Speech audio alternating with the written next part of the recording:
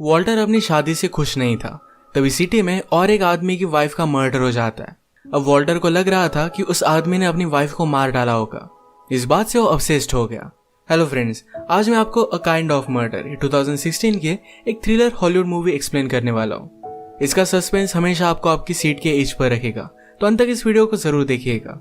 अगर आपको वीडियो अच्छा लगता है तो प्लीज इसे लाइक और कमेंट जरूर कर दीजिए। अब बिना किसी देरी के एक्सप्लेनेशन स्टार्ट करते हैं। मूवी स्टार्ट होती है और हम मार्टी को देखते हैं। वो आज बहुत ही सस्पिशियस था। वो मूवी देखने के लिए गया था, पर अचानक से मूवी के बीच में से उठकर चला जाता है। अपने साथ वो उसके टीनेज कोवर्कर को भी लेकर गया था, जो उसकी गवाही दे सके। मूवी के बीच में उठकर चला जाता है और बाद में फिर से मूवी देखने के लिए आ गया। इसके बाद हम हमारा और एक मेन कैरेक्टर देखते हैं। इसका नाम है वॉल्टर। अपना काम खत्म कर अपनी वाइफ को छोड़ने के लिए स्टेशन पर आए। उसकी वाइफ का नाम है क्लारा, और क्लारा की मदर की तबीयत जरा खराब थी, जो हमेशा खराब ही रहती थी।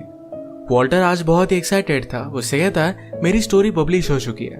वो एक आर्किटेक्चर फर्म में काम करता है। क्लारा को उसका इस तरीके से राइटिंग करना अच्छा नहीं लगता। वॉल्टर की एक्साइटमेंट देखकर उसे थोड़ा भी अच्छा नहीं लगता। वॉल्टर चाहता था कि वही अपनी कार में क्लारा को उसकी मदर के यहाँ छोड़ दे, पर क्लारा कहती है कि मेरा मूड नहीं है। जब इनकी शादी हुई थी तो एक दूसरे के साथ बहुत अच्छे से टाइम स्पेंड किया करते थे। इस तरीके से ट्रिप लेते थे और अपनी रिलेशनशिप को बरकरार रखते थे, पर अब यह सब नहीं होता। वॉल्टर उन दिनों को मिस करता है। वॉल्टर को बुरा लगा और घर आकर अपनी न्यू स्टोरी पर काम करना स्टार्ट कर देता है। नेक्स्ट सीन में हम देखते हैं कि मार्टी की वाइफ की डेथ हो चुकी है। इस डेथ को इन्वेस्टिगेट करने का काम ये लॉरेंस का था। लॉरेंस एक खतरनाक डिटेक्टिव है। एक चीज को अगर वो पकड़ ले तो जल्दी से जाने नहीं दे सकता। क्लारा जब अपने मदर के यहाँ से वापस आए तो वॉल्टर और उसके घर पर एक पार्टी थी। क्लारा के हाउस में गेस्ट का आना ये भी उसे अच्छा नहीं लगता। वो हमेशा कंप्लेन ही करती रहती है। वॉल्टर हमेशा सारी सिचुएशन को सुधारने की कोशिश करता रहता है। आज इस पार्टी में वॉल्टर की एक फ्रेंड उसके साथ अपनी फ्रेंड को लेकर आई थी। इसका नाम था एली। इन दोनों का इंट्रोडक्शन हुआ और एक दूसरे से बात करने लग गए। ये बात क्लारा को अच्छी नहीं लगती। एली ने वॉल्टर से पूछा कि तुम करते क्या हो। वॉल्टर ने कहा कि मैं आर्किटेक्ट हूँ, पर मुझे राइट करना अच्छा लगता है। वो गेस करता है कि एली भी क्रिएटिव है, शायद वो सिंगिंग करती है, और ये गेस राइट था। ये दोनों और बात करते तभी वॉल्टर का फ्रेंड इन्हें इंटरप्ट कर देता है। रात में क्लारा ने वॉल्टर को एली के बारे में पूछा। उसे उस पर शक होने लग गया था। वॉल्टर इस बात को उसे जाने देने के लिए कहता है। वो आज उसके साथ इंटीमेट होना चाहता था, पर क्लारा ने इसके लिए उसे मना कर दिया। वॉल्टर उसे पूछता है कि आजकल तुम्हारा मूड ऐसा क्यों होता है। इन दोनों में कोई भी फिजिकल रिलेशन हुए बहुत दिन हो गए थे। वॉल्टर फिर से निराश होकर अपनी स्टोरी लिखने लग जाता है। नेक्स्ट सीन में हम देखते हैं कि लॉरेंस मार्टी से मिलने के लिए आया हुआ था। लॉरेंस का पूरा शक मार्टी पर है कि उसने अपनी वाइफ को मार डाला होगा। वो उसे कहकर जाता है कि किलर कितना भी स्मार्ट हो, मैं उसे पकड़ ही लूंगा। अगली रात वॉल्टर जब काम कर घर पर आया तो क्लारा अब भी उस पर गुस्सा थी। कहती है तुम एली के साथ ही क्यों ना टाइम स्पेंड करते, तुम्हें तो वही अच्छी लगती है। अब वॉल्टर को गुस्सा आ गया था। वो फिर से उसके साथ फाइट नहीं करना चाहता था, तो गुस्से में वहां से निकल गया। नेक्स्ट सीन में लॉरेंस को मार्टी की वाइफ की डेथ की केस के बारे में पूछा जाता है। लॉरेंस ने कहा कि मैं मार्टी को पकड़ लेता, पर उसके साथ उस रात उसका काम करने वाला था। उसने गवाही दी है कि मर्डर के वक्त मार्टी उसके साथ था, इसी वजह से वो बच गया है। जिसने मार्टी के लिए गवाही दी थी उसी के साथ काम करने वाला एक टीनेजर था। उसका नाम था टोनी। एक दिन जब लॉरेंस टोनी से पूछताछ कर रहा था तो मार्टी देख लेता है। मार्टी टोनी के पास आया, कहता है जो आंसर तुम पहले देते आ रहे हो वही हमेशा तुम्हें कंटिन्यू रखना है। सच उन्हें पता नहीं चलना चाहिए। अगले दिन वॉल्टर फिर से जब काम पर आया तो क्लारा फिर से उसके साथ झगड़ रही थी। वो कहती कि तुम्हें और एली को पार्टी में सब लोगों ने देखा था। वॉल्टर फिर से उसे समझाता है कि हम दोनों के बीच में कुछ भी नहीं है। तुम्हें हो क्या गया है? हमारा मैरिज सिर्फ 1 साल तक ही अच्छा रहा, इसके बाद तुम हमेशा मुझसे दूर रहती हो। तुम्हारी हेल्थ के लिए तुम्हें डॉक्टर के पास जाना चाहिए। वॉल्टर ने बहुत बार सजेस्ट किया था, पर क्लारा किसी भी साइकेट्रिस्ट के पास जाने के लिए मना कर रही थी। इस बार उसकी बात मानने के लिए रेडी हो गई। गुस्से में अपने रूम में चली गई। वॉल्टर गुस्से में कहता है तुम अब घर में अकेली रहो, मैं यहाँ से जा रहा हूँ। वो बार में आकर न्यूज़पेपर में मार्टी की वाइफ की डेथ के बारे में पढ़ रहा था। इस स्टोरी को उसने फॉलो किया है। उसे लगता है कि मार्टी ने उसकी वाइफ को मार डाला। ड्रिंक कर जब वो घर पर वापस आया तो क्लारा ने सुसाइड का अटेम्प्ट किया था। घर की सारी गोलियां उसने खा ली थी। उसे हॉस्पिटल में एडमिट कर देता है। डॉक्टर ने कहा तुम्हें उसे साइकोलॉजिस्ट के पास दिखाना चाहिए था। नेक्स्ट सीन में वॉल्टर अपनी सारी फ्रस्ट्रेशन अपने फ्रेंड को बताता है। कहता है मुझे एक मोमेंट पर लग रहा था कि वो सचमुच में मर जानी चाहिए। अब क्लारा जब हॉस्पिटल में है तो वॉल्टर जब अकेला था तो उसे मिलने के लिए एली आई। वो उसके लिए कुछ फूल लेकर आती है। उसने कहा कि तुमने मुझसे कहा था कि तुम्हारी वाइफ सैटरडेज पर काम करती है, इसी वजह से मैं यहाँ पर आई। वो आज रात एक जगह पर परफॉर्म करने वाली थी तो वॉल्टर को भी इनवाइट कर लेती है। रात में वॉल्टर जरा कंफ्यूज्ड हुआ पर बाद में उसके पास चला जाता है। उसका सॉन्ग सुनने के बाद उसे बहुत अच्छी लगी थी। नेक्स्ट सीन में हम देखते हैं कि क्लारा की तबीयत अब ठीक थी। उसे वो घर पर लेकर आता है। क्लारा उससे कहती है, मुझे प्रॉमिस करो कभी भी मुझे छोड़कर मत जाना। घर में उसने एली ने दिए हुए फूल को नोटिस किया। वॉल्टर से पूछने के बाद वो और भी ज्यादा गुस्सा होगी। उससे कहती कि तुम एडमिट करो कि तुम्हारा उसके साथ अफेयर चल रहा है। वॉल्टर कहता है, तुम्हारा मेरे पर यह शक करना अब बंद होना चाहिए। वहां से चला गया। वो जब फिर से न्यूज़पेपर देख रहा था तो उसे लगा उसे जाकर मार्टी से मिलकर आना चाहिए। एक किलर कैसा होता है इस बारे में उसे क्यूरियोसिटी थी। मार्टी बुक सेल करता था तो वॉल्टर जाकर उसे एक बुक के बारे में पूछता है। बातों बातों में उसने उससे पूछा, तुम्हारी वाइफ की डेथ हो गई थी, क्या उसका किलर अब तक उन्हें मिल पाया है? मार्टी इस बात पर जरा गुस्सा हो जाता है और उसे इग्नोर कर देता है। आज रात जब वॉल्टर घर पर आया तो क्लारा कहती है, मैंने तुम्हें तुम्हारे ऑफिस से फॉलो किया था, तुम एली के पास गए थे। वॉल्टर ने फिर से कहा कि हम दोनों के बीच में कुछ भी नहीं है, पर अब वो ये सब बर्दाश्त नहीं कर सकता था। वो उसे कहता है कि अब मैं तुमसे डिवोर्स ले रहा हूँ, मैं मेरी लाइफ इस तरीके से नहीं जी सकता। क्लारा ने कहा कि अगर तुमने ऐसा कुछ भी किया तो मैं सुसाइड कर लूंगी, मेरी डेथ की जिम्मेदार तुम होगे। अगले दिन वॉल्टर जब घर पर आया तो क्लारा घर पर नहीं थी। अपनी मेड से वो पूछता है तो उसे पता चला कि क्लारा की मदर की तबीयत जरा खराब है, उसे देखने के लिए वो गई हुई है। वो जल्दी से बस स्टॉप पर क्लारा के पास पहुंचा। वो कहता है कि तुमने मुझे बताया क्यों नहीं? क्लारा कहती है, मैंने तुम्हारे लिए सब कुछ इजी कर दिया है और 2 दिन तुम एली के साथ बिता सकते हो। वो बस में चढ़ गए। वॉल्टर को उससे बात करनी थी तो बस का पीछा करता है। एक होटल पर बस के रुकने के बाद वॉल्टर क्लारा को ढूंढने की कोशिश करता है पर कहीं भी ढूंढ नहीं पाता। सुबह जब वो घर पर पहुंचा तो उसकी मेड कहती कि क्लारा की मदर की डेथ हो चुकी है। वो क्लारा को तुरंत कॉल करना चाहता था पर क्लारा उसके मदर के यहाँ पहुंची ही नहीं।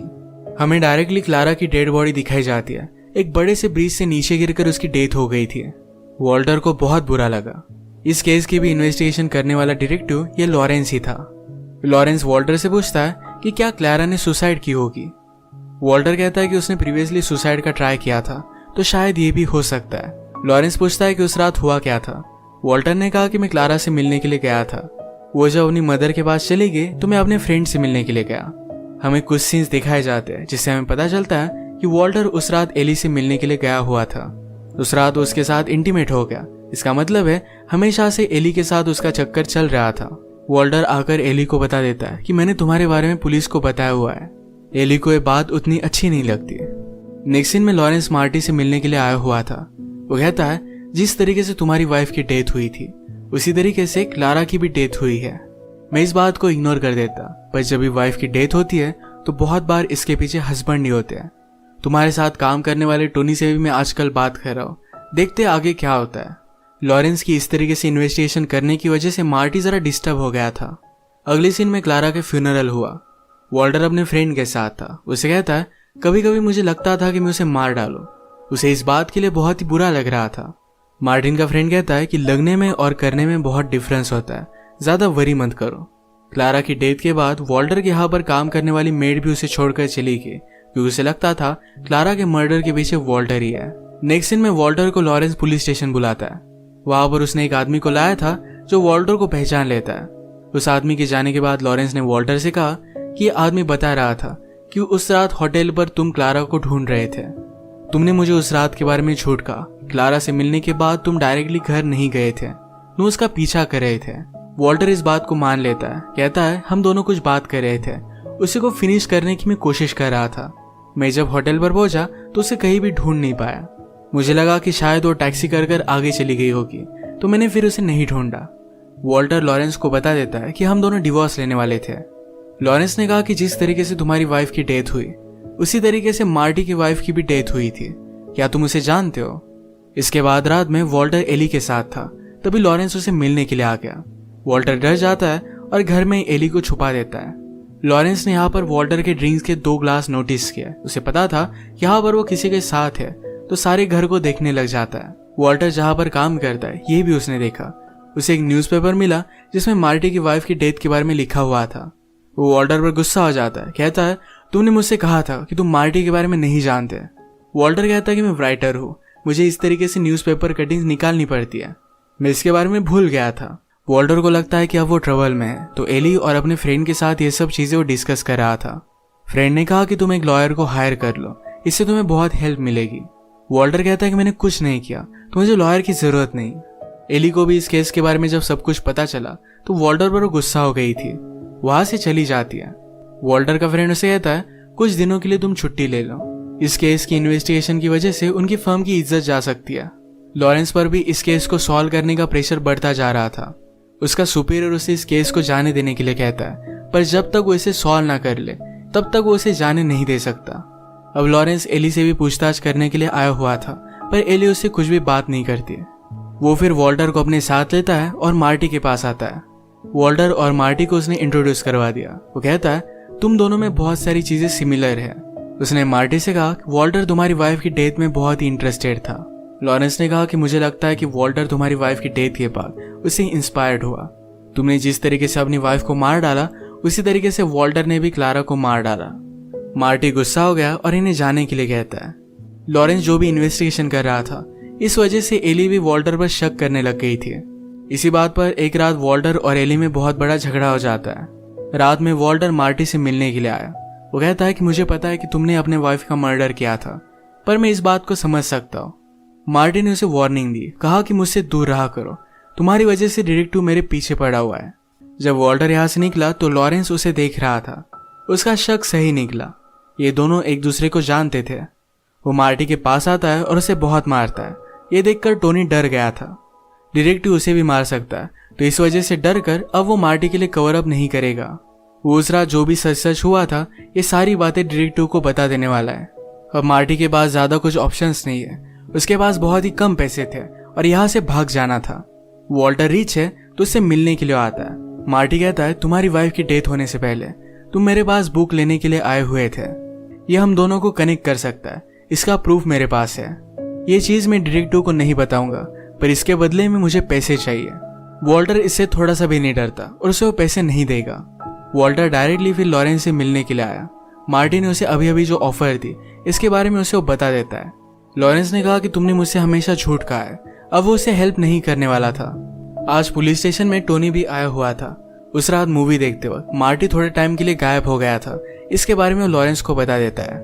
लॉरेंस फिर डायरेक्टली मार्टी के पास आया, कहता है अब सारी चीजें तुम्हारे खिलाफ है, तुम्हें अब कोई भी बचा नहीं सकता। मार्टी सारी चीजों की वजह से बहुत ही गुस्सा हो गया था। रात में वो वॉल्टर का पीछा करता है। वो वॉल्टर को नीचे के अंडरग्राउंड टनल में बुलाता है। इन दोनों का पीछा करते हुए लॉरेंस भी वहां पर पहुंच गया था। मार्टी एक जगह पर छुप गया और वो वॉल्टर पर हमला कर देता है, पर एक्चुअल में लॉरेंस था। वो जोर जोर से चिल्लाने लग गया कि मैंने ही अपनी वाइफ को मारा था। उसने बाद में देखा कि जिसको उसने मारा ये डिटेक्टिव लॉरेंस है। वॉल्टर ये देखकर डर जाता है। मार्टी अब उसे मारने वाला था, पर लॉरेंस के पीछे पीछे उसका बैकअप भी है। इन वक्त पर आकर मार्टी पर गोली चलाकर वो वॉल्टर को बचा लेता है। वॉल्टर थोड़ा सा इंजर्ड है, पर वो अब भी जिंदा है। वहां पर पड़े पड़े हम उसके फेस पर स्माइल देखते हैं। अब पुलिस को लगेगा कि क्लारा का मर्डर भी मार्टी ने किया था। लॉरेंस इन सब चीजों को फिगर आउट कर सकता था, पर उसकी भी डेथ हो चुकी है। वॉल्टर की स्माइल हमें सस्पेंस में छोड़कर जाती है, क्योंकि शायद उसने क्लारा का मर्डर किया था। उसने उसका होटल तक पीछा किया था। वो मार्टी की वाइफ की डेथ से अपसेस था, तो उसी तरीके से उसने क्लारा को भी मार दिया। इसी के साथ मूवी एंड हो जाती है। अगर आपको एक्सप्लेनेशन अच्छा लगा तो प्लीज इस वीडियो को लाइक कर दीजिएगा। मैं बहुत सारी मूवीज लेकर आते रहता हूँ, तो प्लीज इस चैनल को सब्सक्राइब कर दीजिए और बेल नोटिफिकेशन आइकन दबाना मत भूलिएगा। हम फिर से मिलेंगे और एक नई मूवी के साथ। तब तक के लिए थैंक यू और आप अपने आप का ख्याल रखिए।